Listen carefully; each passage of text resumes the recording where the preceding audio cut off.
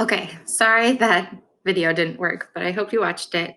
Okay, so Professor Maggie Snowling, she says that from research that students need to develop their oral language skills, which sounds like no duh, but there's a lot of students who are coming to us that lack the language resources that they need to be successful. And language is complex. It's a complex thing and involves many different areas of your brain. So there's active listening, which is just understanding and following directions, basically. So can your students actively listen to you, pick out what you're saying, comprehend what you're saying, follow directions? Vocabulary, having the background knowledge and knowing what things are to be able to comprehend what they're reading. A good example of this, I was just reading with a first grader the other day, and there was a book about, it was like a book that had sports in it, and she came to the word tennis, and it was the perfect word to sound out. Coding skills, great. Phonological skills, great. She could go tennis, 2 syllables to is. Put them together, tennis. She got it. She could say the word, had no idea what it meant. Even from the picture, just she could probably knew it was a game, but she didn't know what it meant, so it didn't mean anything to her.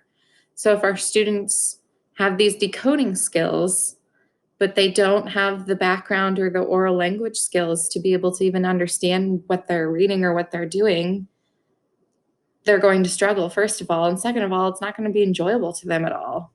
And they start to lose interest and they don't really get the love of reading that we want to instill in them so much. And then narrative skills are skills that like babies and toddlers develop, where they start to talk about things that they see and things that they do, and it's kind of like they're narrating their own life, or they can narrate someone else's life. And these are really good skills to have in retelling stories as well. And then we know students need decoding skills to be able to read the phonemic awareness and the phonological awareness. So schools traditionally, and our school as well, really focuses in our reading curriculum on those decoding skills. And there's not a lot of support for teachers in how to teach active listening skills, or how to teach vocabulary skills, or how to teach narrative skills. So that's kind of where ELL people come in. And speech people. Speech people do a lot of that too. But yeah, so in ELL too, we also talk about there's different domains of oral language, which makes it complex as well. The receptive, are they understanding what's being said to them? And expressive, can they communicate back to you after they've heard that? And does it make sense? Pragmatic language is also the appropriate use of language in social settings, like waiting to speak your turn, active listening when the other person's talking, able to socially greet other people, things like that. Oral language comprehension also involves grammar and working memory, being able to remember what they just said, attention to detail. These are all these things that we're asking our ELLs and our students to do when we're giving them that BAS assessment and asking them those comprehension questions. So a lot going on there. So like they said in the video, and like I said just a little bit ago, it's not just our ELLs that are experiencing these oral language gaps, which are causing gaps in reading and writing. It's our students in poverty as well.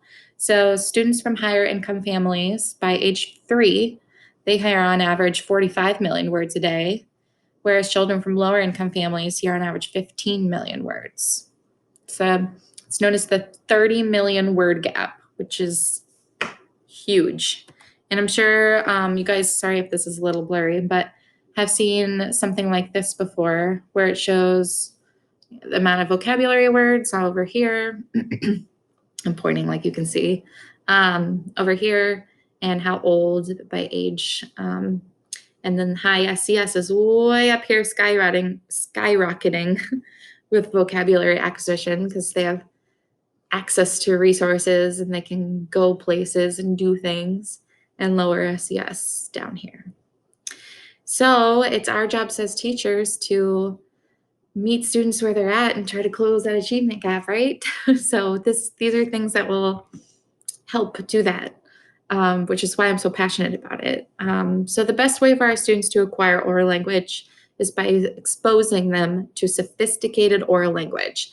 And I underlined that because a lot of time I feel like people think they need to simplify their language around ELLs, which is yes and no. We need to use sophisticated oral language to expose them to it, but we also have to explain those words at times too and explicitly teach those words.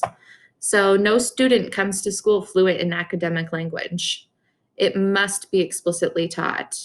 And that's for all students. The gaps that we're seeing too, that's more of like the basic language, but our students need both what we call BICS, the basic language, and CALP, the academic language. So we need to make the ways of using language and the ways of thinking in that academic language explicit to our students. We need to model it for them. We need to show them how to use it. We need to get them thinking and talking like scholars. And I even put up here talking, talking, talking, and more talking. That's just how they're going to get it. And I know because I was a classroom teacher, there's not a lot of time in the day, or it feels like there's not a lot of time in the day to just have our students turn and talk, or to share about what they read, or to talk about what they just learned about. But we should be, and it can be, and should be embedded into every single subject that we have too. So your responsibility as a classroom teacher from an ELL standpoint, when you have ELLs in your classroom and students that might have language gaps from being from lower SES, which I think is all of us, number one, we need to be constantly thinking about how you are the exposure to standard English for our students, especially our ELLs, but that academic language. So we need to be kind of thinking and talking like scholars ourselves too, on modeling that for our students. Sentence stems are the number one way I can think of the best way to do that. And then number two, for when you're teaching specific vocabulary, choose best words or tier 2 words.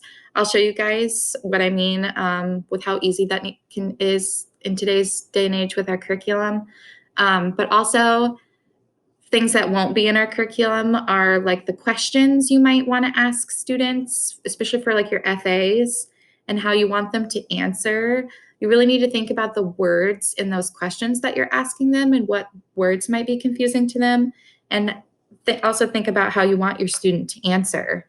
What words do you want them to use to demonstrate that they understand the concept? Those are the words that we need to be teaching. So discuss them in context while you're teaching, in the book, whatever it may be. Provide brief, friendly definitions with visual examples. And then number 5 is the hard one. Create and implement meaningful interactions for students to use those vocabulary words. So here's kind of what I mean. Okay, so our curriculum, I took this first one over here from our IRAs. So our interactive read alouds, this is from first grade. Those cards, they are right vocabulary. There's a spot on there that says vocabulary. Every single card has one. So I have been taking some of those words from there and providing brief visual examples for first graders to use. This is the math curriculum. It has a spot here, I think almost on every page, excuse me, for English language learners and how to like differentiate and pick out the vocabulary there. And then this is the reading mini lesson book, and it says right here, academic language or important vocabulary. So our curriculum has it for you. You don't have to worry about picking out whatever words or spending too much time on that. And then once you know the words that you want your students to use and to be successful, you provide quick, brief visual examples to help them understand what that word means. So I've been doing this for first grade as well. I love Giphy.com. I can put that in the resources as well, but Giphy.com has these cool moving visuals that the kids really like. But this book, The Dandelion Seed, is an IRA that they will read in first grade. And then these are the words from the card that was right there for me. And I just went in and put some visual examples to it. You also might want to look up a friendly definition of some of these words, like what delicate means or what ripened means, like a kid-friendly definition without dumbing it down too much, though. Don't want to contradict myself. So you can do this before you read and explain and talk about each one briefly. And then while you're reading, those students will kind of listen for those words. And when they hear it, they'll put their finger on their nose. And then you can discuss it in context more as you're reading too, without taking up too much time. Another thing is don't show these visuals before you read.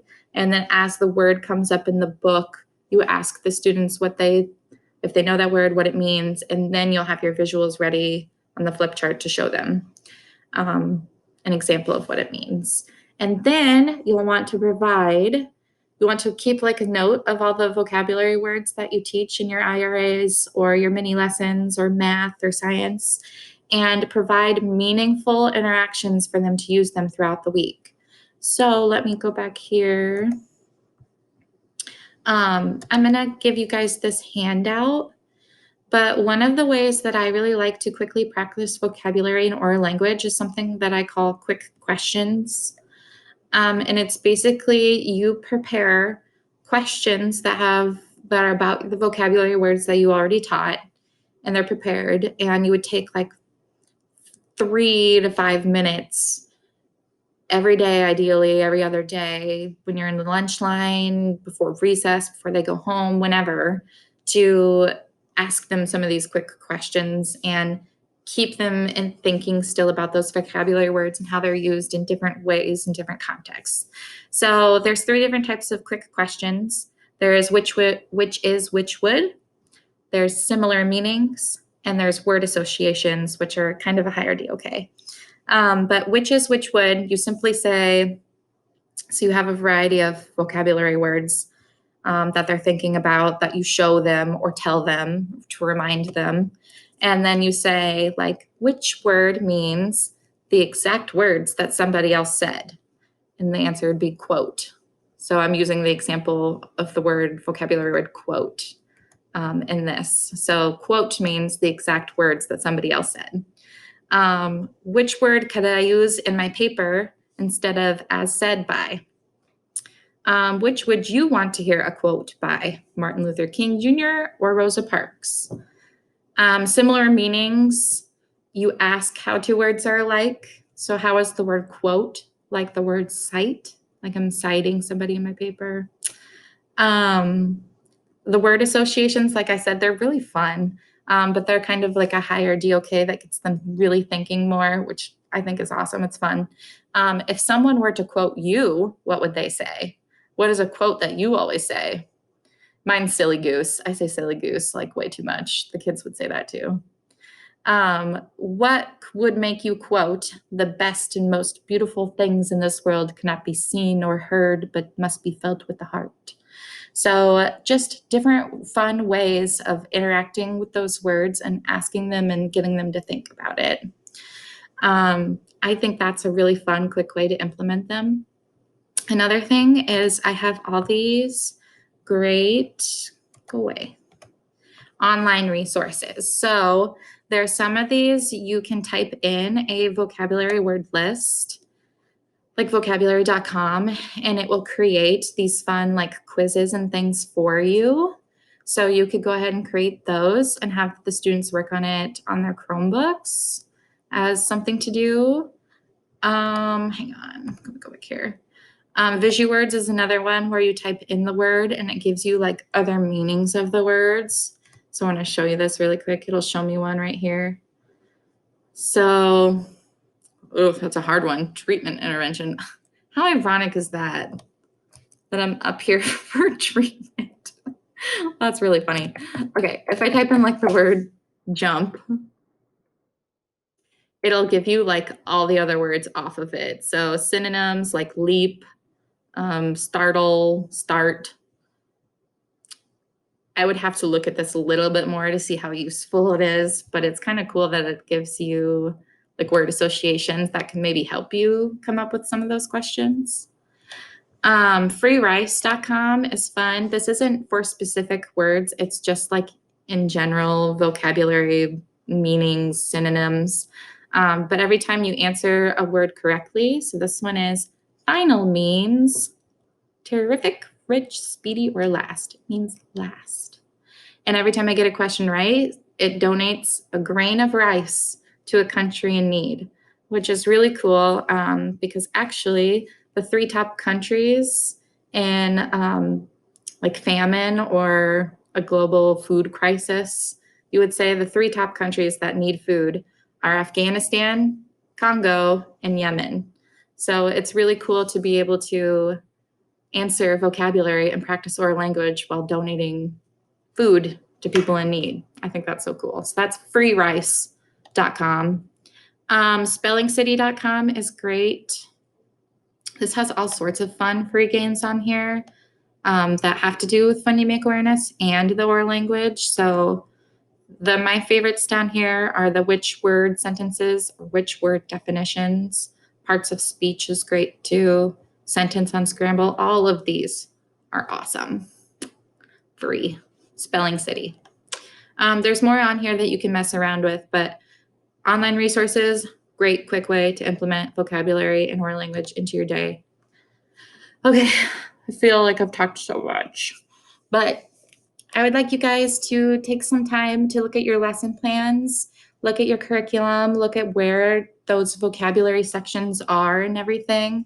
One place to start that I think has been really fun and easy has been those IRAs to pick out the vocabulary in those storybooks and to do some extra vocabulary practice with that. Another fun thing sorry, I've lost my train of thought. That's okay. I'm excited though about those online resources. I think that would be a good quick way for you guys to implement that. But yeah, thank you guys so much for listening. Sorry if I rambled. Sorry if this was not ideal, but I hope you got something out of it. And I don't know if I will be available virtually tomorrow. I'm not sure what the roads are going to look like. But I'll let you guys know in the morning if I'm able to jump on Google Meets or Zoom or something to answer some questions for you guys if you have any questions. But in summary, let's go back to our objectives. Let's see if I met our objectives.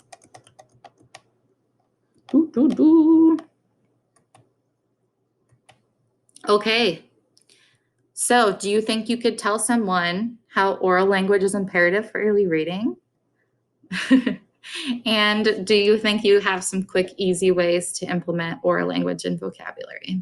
I hope you do. Please let me know if you have any questions. I'm happy. I love talking about this stuff, so I'm so happy to answer your questions or help you out in any way.